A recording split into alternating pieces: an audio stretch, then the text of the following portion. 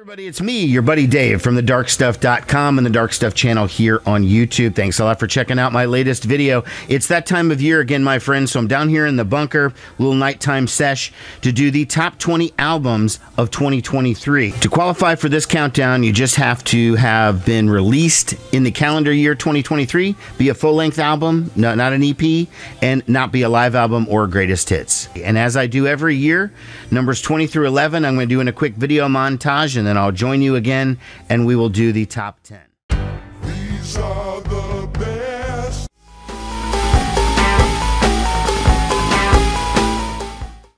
Somewhere down the track, all your spirit was broken and you froze. There's nothing there to see. Did it not appear to be a sign? Blackberry pie. Keeping Texas on time.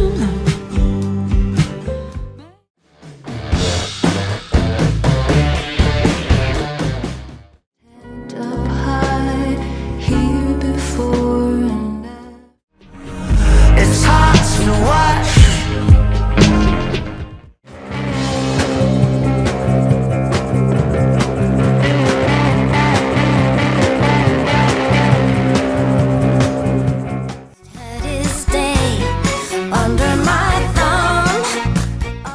Number 10 is the fifth solo album from Bangles lead singer Susanna Hoffs. It's called The Deep End.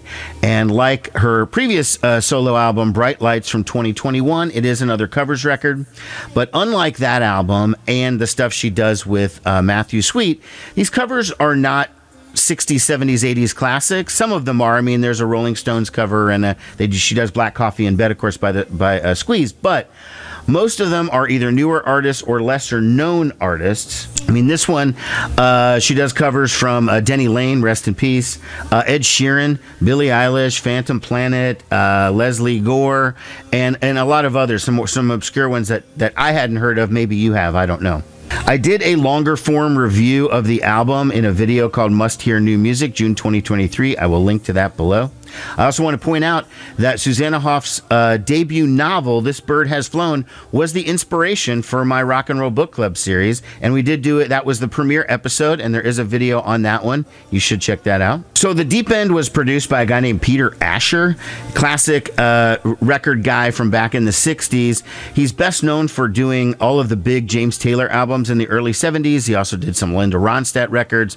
Later on, he became an artist manager and a label exec and whatnot. But the album, he gives it kind of a timeless pop quality, almost a Laurel Canyon vibe to it, and it just makes it unique among all the Susanna Hoffs solo records. I mean, I love Susanna Hoffs' voice so much that I could actually hear her sing, you know, from the phone book, but I'm glad that she doesn't have to do that, and she's coming out with new music. The Deep End by Susanna Hoffs is my number 10. Have no wings to fly. Number 9 is the third album from Virginia singer-songwriter Lael Neale. The album is called Star Eater's Delight, released on the Sub Pop label. I did do a longer form review of this record as well. It was on a video that called Must Hear New Music, June 2023. So if you want a little more details about it, that is where you'd want to go. This album is lo-fi. And, you know, I tried to come up with a good definition for that. For those who aren't maybe familiar with the term, don't remember the 90s, you know, the heyday of lo-fi with Guided by Voices, Pavement, Sebadoh, etc. And I found out that, of course, Gen Z or millennials have to ruin everything, and there's a new definition for lo-fi, and has something to do with that AMSR or AS, you know, that stuff where you like whisper and it's supposed to be all... Anyways, look, lo-fi now has a new meaning, but what I mean it to do is the classic sense of lo-fi, okay? This album is lo-fi.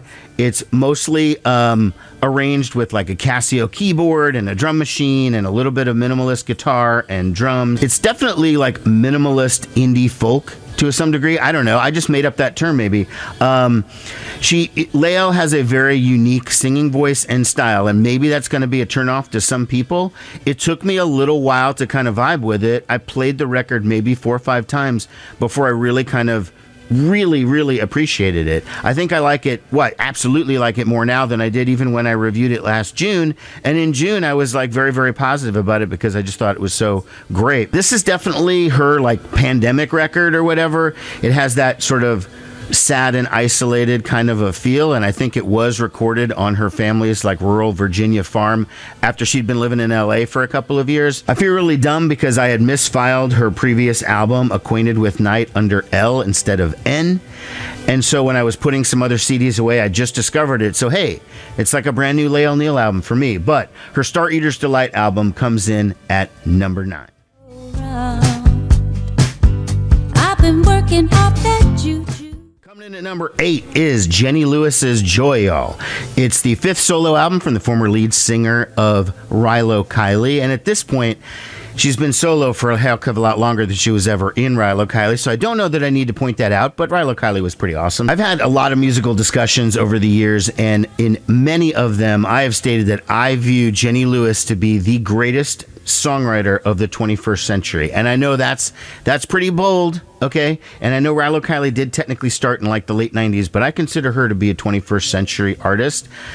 There's no artist over the years with her solo music that, and even though it's not really targeted towards me or about me or anything, like that I've related to more than Jenny Lewis. I feel she can so capture the vibe, maybe because we're about the same age or something, or, I mean, I don't know. I think she's maybe a couple years younger than me. I'm not sure. But anyways, I have connected with her more than almost anyone else from just a sort of lyrical perspective. The album was produced by a guy named Dave Cobb, and he's best known for working with people like Chris Stapleton, Brandi Carlile, Jason Isbell, Lady Gaga. Okay, wow, okay. And it is kind of country-tinged pop. It's a little bit different from Jenny's previous stuff. Has a little bit of a lighter feel, and there is that little twang about it. Many of these songs feel like they're about sort of getting older, kind of rethinking your priorities. There's one line where she references being 40 and happy that she saved her money, you know, and there's another one where she's just saying, like, you just have to kind of let all that shit go, you know, like Puppy in a Truck, which is one of the songs that I like on the album, where she's like, basically, if you feel like giving up, shut up, get a puppy in a truck. That'll change your whole attitude.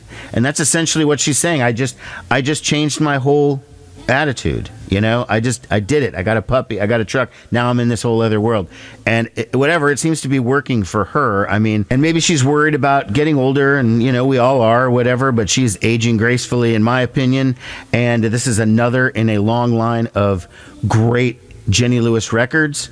And again, if you tack on Rilo Kiley, then we're talking about almost 25 years of her making really, really incredible music.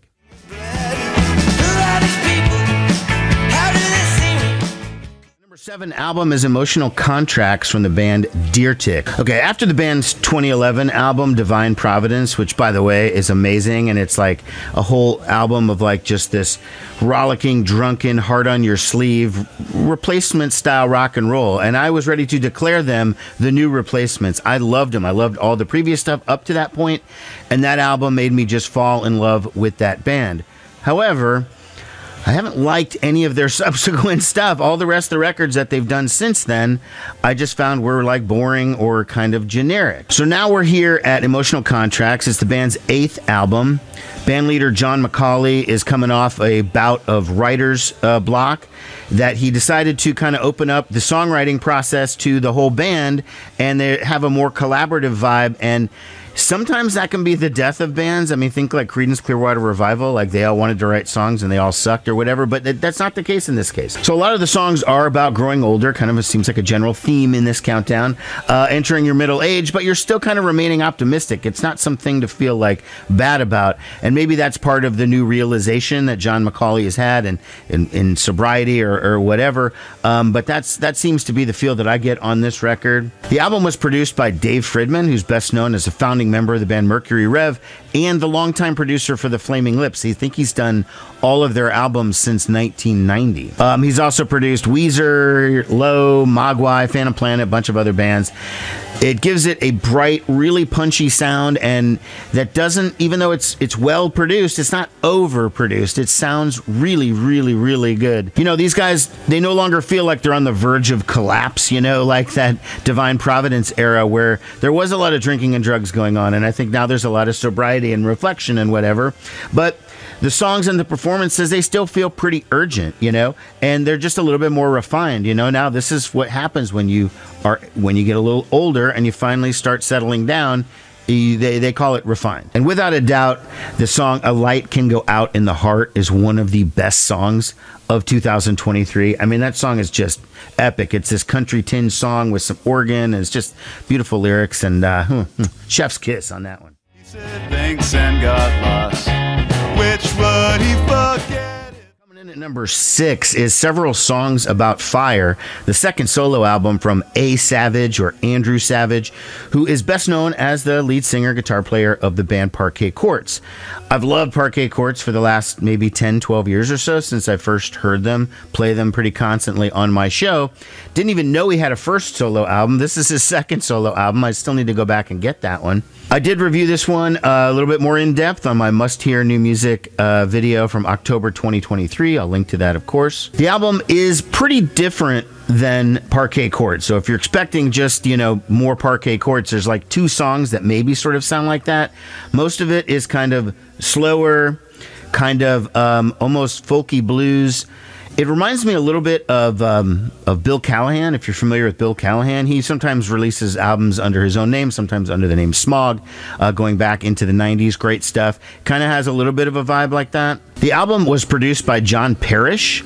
You probably heard that name before. He's best known for working with PJ Harvey, but he's also produced records for Eels, Sparkle Horse, Tracy Chapman, among others. And it's got a really, really nice sound to it. Again, it's pretty sparse, so it's just more or less like feels like they're in an open room and stuff.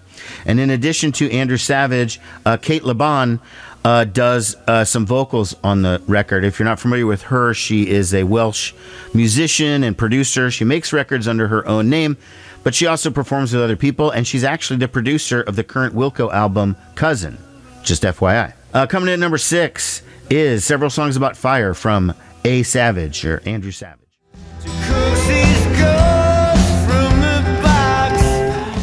The album at number 5 is one of my most heavily anticipated albums of the year. Comes from Tommy Stinson, former member of The Replacements. And you know I cover The Replacements a lot on this channel. His newest project is called Tommy Stinson's Cowboys in the Campfire. The album is called Wronger. It was released on his label called Done to Death. This is a project that Tommy's been talking about, teasing, hinting at, since at least 2016 when I first heard him start talking about it. It's a collaboration between him and his longtime friend, former brother-in-law, and frequent musical collaborator, Chip Roberts. Chip plays guitar, also does pedal steel, does some other stuff. I did do an entire review video of the Tommy record, plus a review of a concert, because I was able to see him this year. So Tommy's had a really busy year. Him and Cowboys in the Campfire have been touring all over the place. Probably his busiest year since the last time Tommy released new music, which was in 2017 when Bash and Pop, his band, released Anything Could Happen. The album is mostly kind of minimally arranged. It's mostly just guitars and the pedal steel. There's one song that has some strings, another one or two that have horns. John Doe from X guests in on bass on one of the tracks. This stuff is more similar to Tommy's solo music, if you're familiar with that. His albums Village Gorilla Head and One Man Mutiny, more so than Bash and Pop or Perfect, which is a little bit more rocking. Sounds very from revved up like old school rockers to kind of moody Tom Waits-esque pop. A lot of different styles in between. It's really, really great variety, and it's a great showcase for Tommy's songwriting, and Chip writes one of the songs as well.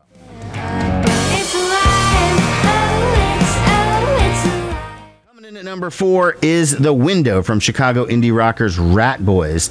Their newest album was produced by Chris Walla, former member of Death Cab for Cutie, who retired from performing to be a producer. The album has a really, really great sound. It's real bright and punchy, and just every instrument sounds great, and it's not at the expense of the performances. The performances sound really fresh. I mean, the sound of Ratboys is, you know, loud guitar-based, catchy indie rock. They're sort of super chunk-esque, 90s kind of inspired stuff like that.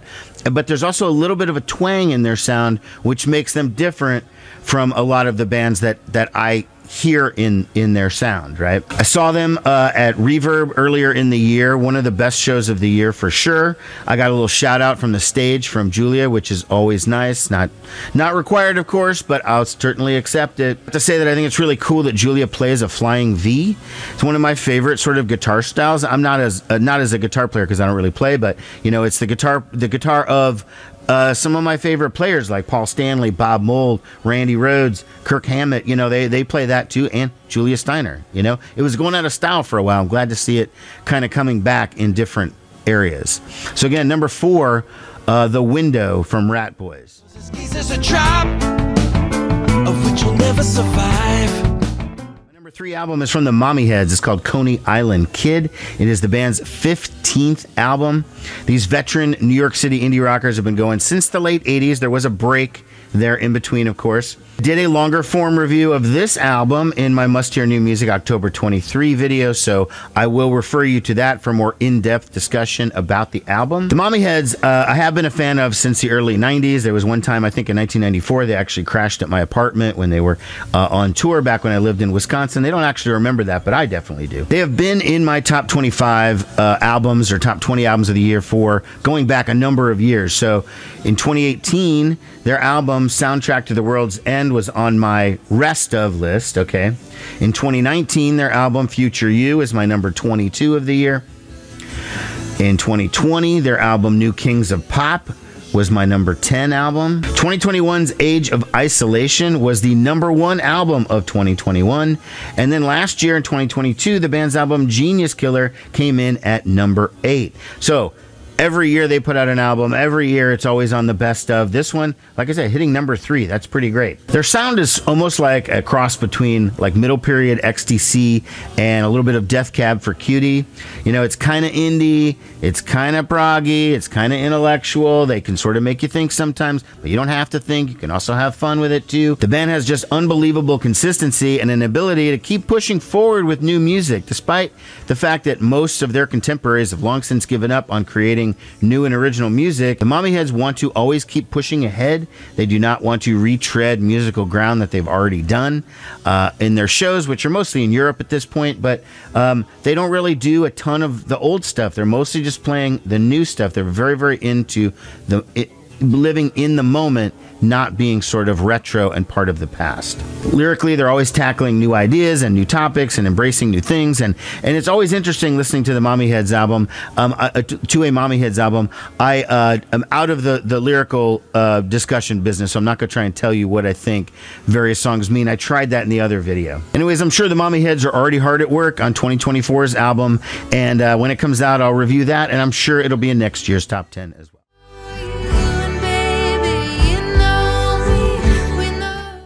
In at number 2 is the 5th album from Esmé Patterson called Notes from Nowhere. Her ethereal folk pop sound hit me like a ton of bricks this year. I knew her new album would be good, but I didn't know it was going to be this good. I wasn't prepared for it. I really wasn't. Now, I have a long history with Esmé Patterson going back to 2016 when I first discovered her music from the We Were Wild album. That was a little bit more of a folky rock sound. This album is definitely, like I said, kind of ethereal folk pop. I don't know. That's another term I just sort of coined. But it definitely has a mellower vibe, but it is so good. I mean, I would have thought like with less of the kind of louder guitar, I wouldn't be as into it, but I'm more into it. Okay, I'm more into this album. This is my favorite of Esmé's albums by far. In my initial review, I kind of felt that the album was coming from the perspective of somebody who was trying to get past a serious trauma or a very, very dark situation, and was sort of sticking their head above water saying, I made it, you know, I'm here, and I made it out the other side. And there was that sort of a little bit of optimism there. But now, after a couple of months of sitting with it and listening to it more, I don't necessarily see it that way. I don't think it's coming from somebody who's a place of depression and just like wallowing in and being really sad. It's sort of like, no, just sort of understanding this is part of life. Like, it's like her song Circles, right? Where she says like, life goes in circles. You can't get to the good stuff without the bad stuff. That's just the way it is. So I now see it as a more optimistic album now. So it's like, you know, to walk in the dark, you must carry a light. That's one of the lines she says. And she is that light. And she can be that light for somebody else, too. She's certainly been that light for me. Great album. I've seen Esmé Patterson live a number of times when she used to live in Colorado. Now she lives in Nashville, so it's not as close by to where I am in Omaha. I am hoping to see her in 2024, and I did get this little postcard saying that she was going to be coming here. So I'm holding you to that, Esmé. Regardless, her album, Notes from Nowhere, is the #2 album of the year. It is amazing. You leave me no choice, whoa, James.